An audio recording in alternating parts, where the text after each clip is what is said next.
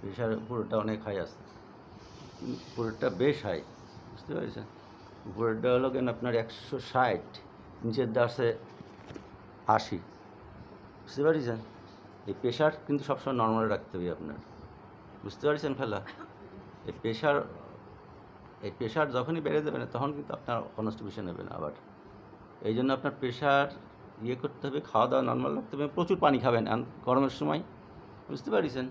প্রচুর পানি খাবেন যাতে করে আপনার কনস্টিপেশন না হয়, ওষুধ খাওয়া লাগবে না তখন আপনার, বুঝতে পারছেন? এই জন্য সবসময় কেয়ারফুল। আর শাকসবজি খাবেন বেশি বেশি, শাকসবজি খাতে পারেন, হ্যাঁ শাকসবজি খাওয়াবেন খুব বেশি করে, তাহলে দেখবেন যে ইনশাল্লাহ ভালো হয়ে গেছে, ঠিক আছে? আর কোনো ওষুধ লাগবে না তখন। আপনার যে পায়খানা